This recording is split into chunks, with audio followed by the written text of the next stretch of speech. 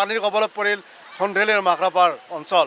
এই মুহূৰ্তত মই দেখিবলৈ চেষ্টা কৰিছোঁ আজি পুৱতি নিশা পুনৰ বানৰ কবলত পৰিল এই যি মাকৰাপাৰ অঞ্চল আৰু সন্ধিয়ালী অঞ্চলৰ পথটো পুনৰ বুৰ গৈ ৰাস্তাৰে যাতায়াত কৰিব নোৱাৰা অৱস্থা পৰিলক্ষিত হয়।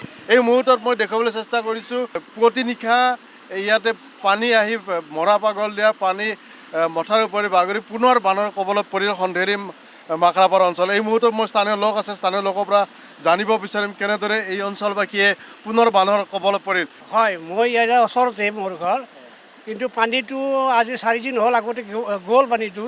এতিয়া আকৌ আজি ৰাতি 3টা বজাৰ পৰা পুৱতি নিশাৰ পৰা আহি পেলাই এতিয়া বৰ্তমান বাঢ়ি আছে, পানী থামা নাই। আৰু একমাত্ৰ হৈছে আমাৰ ডিপাৰ্টমেণ্টৰ মথাউৰিটো বান্ধাটো তাহাৰ হেমাহিৰ কাৰণে জীৱক মাৰা নহ'ল, দুয়োভাগে প্ৰটেকশ্যন দিলে। উন্মুক্ত মথাউৰিৰ ফলত পুনৰ বানৰ কবলত পৰিল সন্ধিয়ালী মাকৰাপাৰ চুবুৰী, কি ক'ব?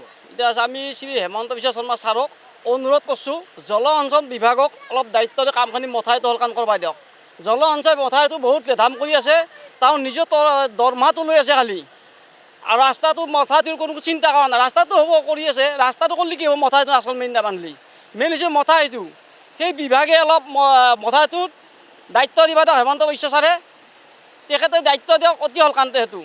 হয়, ইয়াতে তাৰমানে ঠিকাদাৰে কি কৰি আছে, ঠিকাদাৰক হেমন্ত বিশ্ব শৰ্মাই যাতে অনুৰোধ কৰিছোঁ মথাউৰিটো বান্ধি দিয়ক। ইমান মানুহৰ অসহ্য হৈছে, খেতি পথাৰ গেল, ৰাস্তা গেল, ল'ৰা ছোৱালী স্কুলত যাব নোৱাৰে, কিমান কষ্ট হৈছে। যে হওক ৰাস্তাটো হেমন্ত বিশ্ব শৰ্মা তেওঁতো এতিয়া চন্দ্ৰমোহন পাটোৱাৰী চাইও গৈছিল, চাই যাই ৰাস্তাটো এনে খান্দিহে থৈ দিছে, আকৌ নেদিলাক।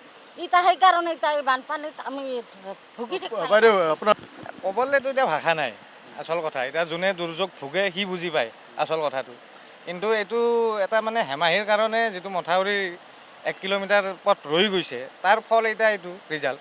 আৰু এইটোতো নদীত পানী আহে মানে ইয়াত পানী হ'ব, ইয়াত এতিয়া ৰাস্তা পুতিও একো লাভ নাই। আৰু এই গোটেই অঞ্চল গোটেইটো আমাৰ গোটেই খেতিয়ক, 95% ইয়াত মানে কৃষি প্ৰধান মানুহ, গতিকে চব কঠীয়া চঠীয়া বৰবাদ, খেতি বাতি নহ'ব। যি মৰা পাগল দিয়াৰ জলপৃষ্ঠ বৃদ্ধি হৈ পুনৰ বানৰ কবলত পৰিল সন্ধিয়ালী মাকৰাপাৰ অঞ্চল।